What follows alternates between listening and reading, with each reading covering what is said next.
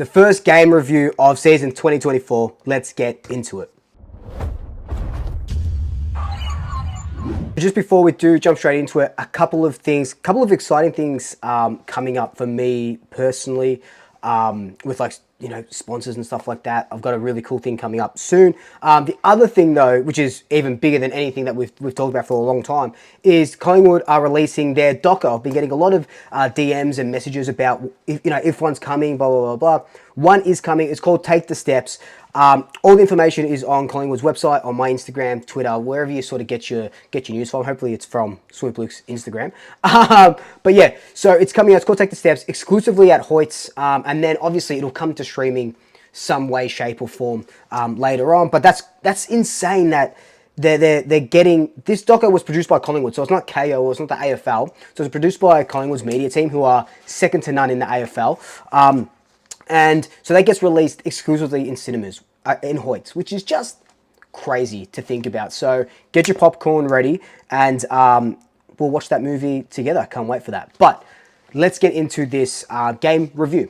Today was the first preseason game against opposition. It was a match simulation game, so not an unofficial practice game, which meant there was 4 periods. At the first quarter, went for 30 minutes. Third quarter went for 30 minutes as well, I think. But then in the third and the fourth, after 20 minutes, it was game scenario. So for 5 minutes in the second period, right at the end, Collingwood were down by 7 points. So it was like, how can you sort of come back from that and try and win in like 3 or 5 minutes, whatever it was. Then in the last period, it was the Kangaroos were down. So it was like, how can the Kangaroos come back and how can Collingwood hold a lead? Kangaroos won both of those those simulations or scenarios, whatever you want to call them. Before we jump straight into my stats and who I thought, I want to give a commendable shout out to the Roos. They beat us by 30 plus points. I know we had a bunch of premiership players out. By the end of the game, we had 3 premiership players on the ground. I think it was Bobby, Frampton, and maybe Markov were the only premiership players. But that takes no shine away from the Roos. They were incredible. Like, in 2 or 3 years' time, especially with Clarko at the helm, these guys are going to be unstoppable. They're going to want to win premierships before Tasmania sort of get into it, and before Gold Coast become really good. So I think they will. But like Luke Davis-Uniacke, Sheasel had like 40 plus disposals, which God, him and Dacos, we get to watch those guys for 10 to 15 years, like. Crazy. We're absolutely blessed. So yeah, shout out to the Roos. But now let's talk about our players. So I want to give some shout outs to players who were just phenomenal all the way through. So you got to think that because this was match sim and match practice, like I just mentioned, we didn't have all of our players playing. Some guys came off at like halftime. Jordan DeGoey came off at halftime. The Dacos brothers came off. So Josh Dacos was his first like full sort of competitive game back after that Achilles and that calf. And I think he had about 8 disposals or something. He did a couple of nice things. Nick Dacos was just Nick Dacos. But these couple of guys, Patrick Lipinski, he might be in for a career best season. We know he was hampered with that shoulder last season when he came back. He just wasn't his 2022 self. But he finished with 16 disposals at 92% efficiency and 2 goals. He was absolutely everywhere. And, he was one of those guys where I thought he might be the one that's sort of on that chopping block for like round 0 and for Finn McRae and stuff like that. But I don't know, like, he had played phenomenal, he's been training well, and he had a good intra-club match. I think this might be, a career best season for Lipper coming up.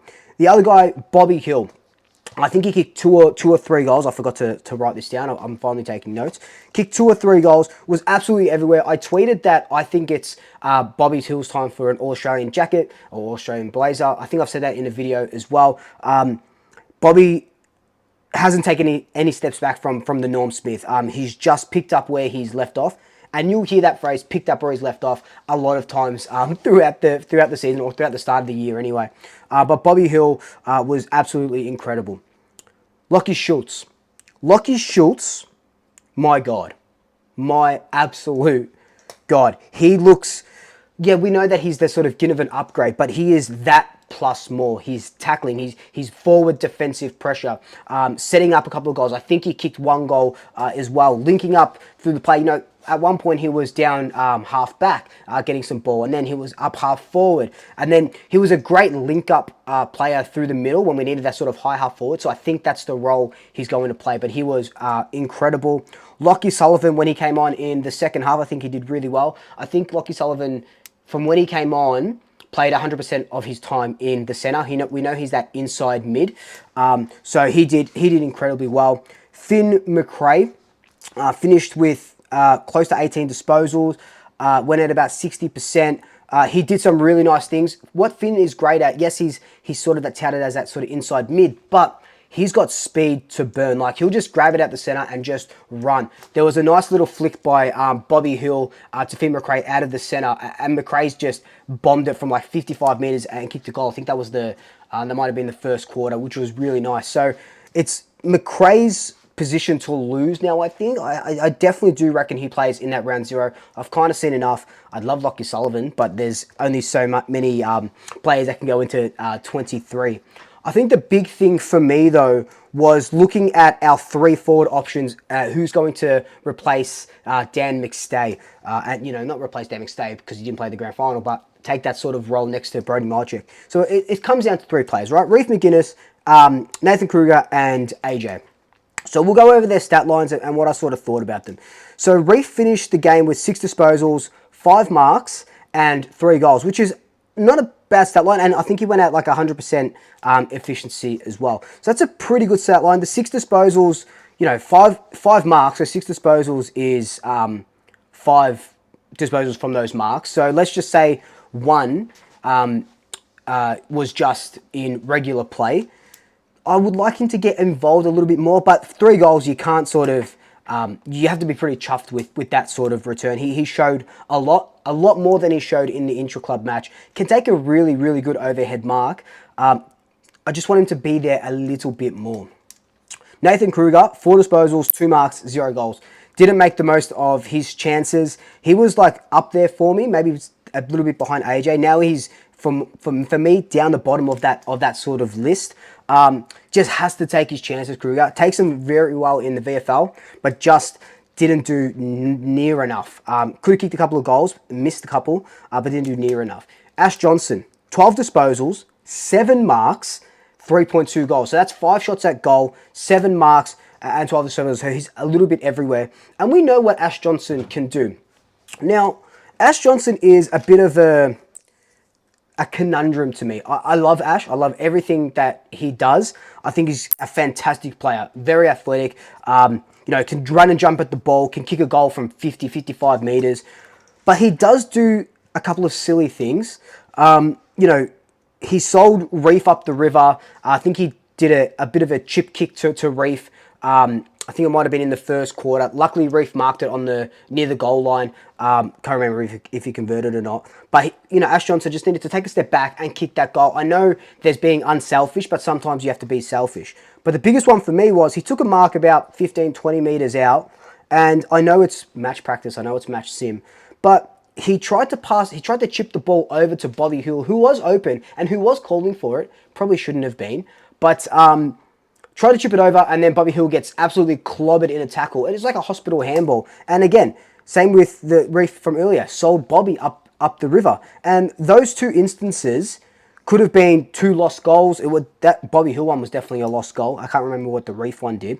But that's, you know, just go back, be selfish. Even if someone's calling for it, even if they're free, those are the types of things that we don't want to see. Someone on Twitter said, I can't remember who it was, but someone on Twitter said he's being a little bit too cute, and I think that's right.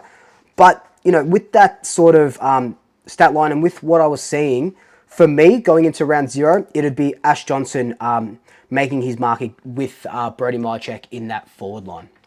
What I did notice in the first half was that we were using handballs a lot, and I kind of think that, you know, over the summer and over the preseason, we were doing these handball games, and you would have seen on Collingwood's training video where there was like a handball grand final and stuff like that. So I think that's another thing that we're trying to build in, where we're trying to break teams with our handballs. I know we did that a little bit last year, but we're looking quicker, we're looking sharper, especially in that first quarter where we had pretty much a full team for the players sort of available.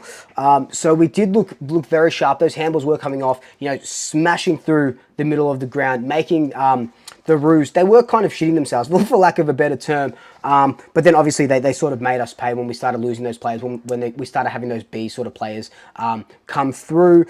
Jack Bytel did well. Bo McCreary played mostly through the middle. He did have a lot of centre bounce attendances. But look, all in all, it's just a practice game. Like I said in the preview, I don't expect, you know, I don't care about winning. Didn't I say it doesn't matter if we lose by 30 and we ended up losing by like 34 points or something like that? Crazy. But yeah, it's not all about that. I just want to see a bit of cohesion. And we did. And we got to see some of the young kids play. You know, Lockie Sullivan, 100% centre bounce attendances. Finn McRae, like these players that we wouldn't typically see during the season. We're getting to see them a bit now. Jory Richards as well. Oscar Steen did well against Tristan Sherry. My fellow Maltese boy. So yeah, look, it was good to see. It was just nice to have a competitive hit out, and it was packed. The AIA Centre was absolutely packed, and footy is right around the corner. Like proper footy is right around the corner. But let me know your thoughts down below. Did you like what was happening? Did you not like what was happening? Let me know all your thoughts down below. But until then, like, comment, subscribe, tell your family, tell your friends, tell your pets, and until next time, double checkers. I'll swoop you later.